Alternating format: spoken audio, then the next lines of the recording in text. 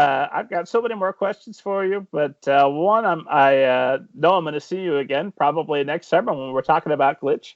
And two, I know that it's getting late and you're going to be launching a book all day tomorrow. So instead of asking you my usual last question, which is advice you have for writers, because I feel like we nailed it our last conversation, go back in the archives, esteemed audience. Check out episode 1, author Laura Martin. You get twofold. You get one, the joy of more Laura, and two, you'll get to hear hopefully how much I've improved over 35 episodes from that shaky first episode, which by the way, longest transition to a question ever.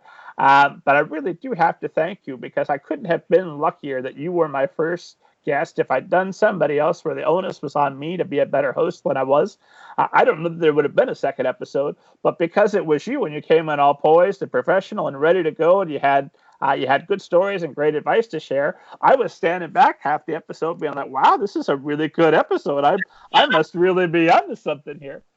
So thank you so much for being a great guest, and you're welcome back. Every time you have a new book, I expect that you and I are going to get together and chat about it. For tonight, what is the most recent craft book that you've read? What are some craft books that you'd recommend and resources that you'd recommend for authors that have made a big difference for you and will make a big difference for them? The one that I most recently finished was Creativity Inc., which was by one of the founders of Pixar, which was really interesting. The cover is what got me. The cover has a silhouette of Buzz Lightyear, like conducting an orchestra, which I think is just a brilliant cover.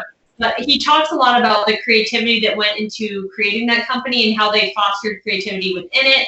And I learned two things from that book. One thing we actually talked about is that you cannot be afraid of failure.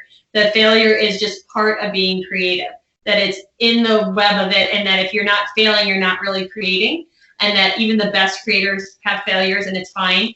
You have to kind of allot for that. And the other thing is I really would like to work for Pixar.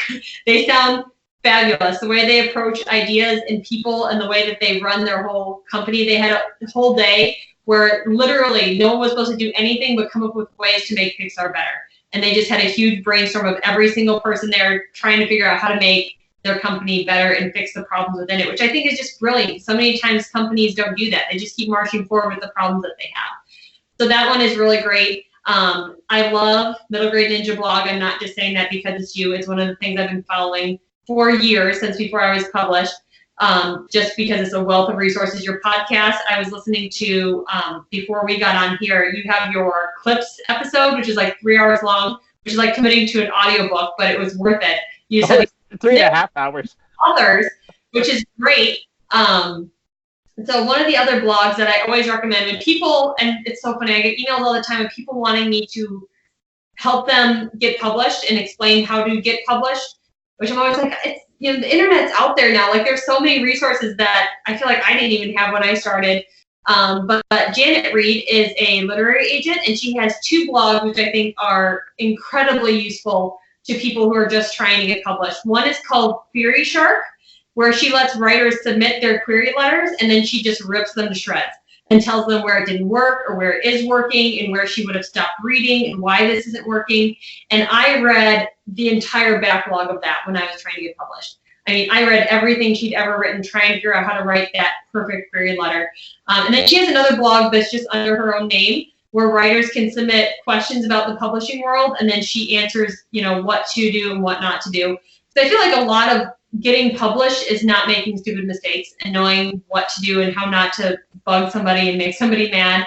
So that was a huge, and I still read her blog literally every day, even though a lot of it has to do with getting published. She has little nuggets of information that have saved me from sticking my foot in it more times than I can count. So she's one of my favorite resources for people who are trying to get published.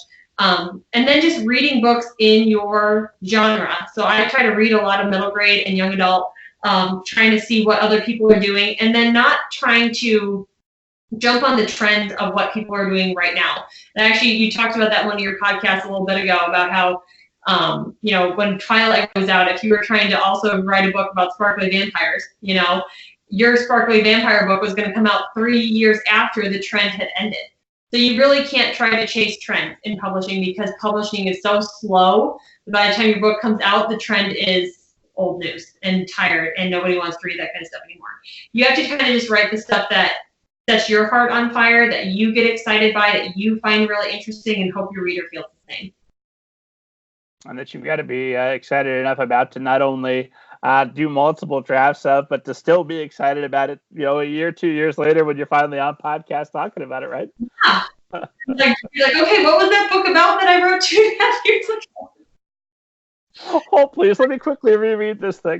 Ordering I had this in my Amazon cart for 2 years, and I've always pulled it out, because you know how your Amazon cart price goes up and up, and you're pulling the things out that you don't really need. I've been pulling this guy out and my little Bigfoot action figure out for 2 years, and then finally I was like, oh, I have my launch in a week. I finally need them. Essential, really. Guys, because I like to use a lot of visuals when I do author visits, especially to schools. I don't ever hand them around to kids because that's a distraction. Someone will get whacked in the head with Bigfoot. But I do like to have visuals because, especially the younger kids you have, sometimes I'm talking to third graders or second graders.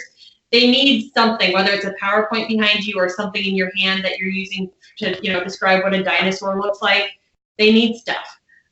So I always like to have dinosaurs. For book 2 of Edge of Extinction, I had this guy, which I'm actually going to be using him again. This one, I've got my Yeti, who's going to come around to all my little author events. He'll get to sit on my author table. So I like having stuff that I bring. I bring a whole extra bag of stuff when I do an author visit. One of my other things I'm doing for this author visit, coming up here, this guy, which is Monsters in America, and it's a United States map, and it has all the different cryptids in it.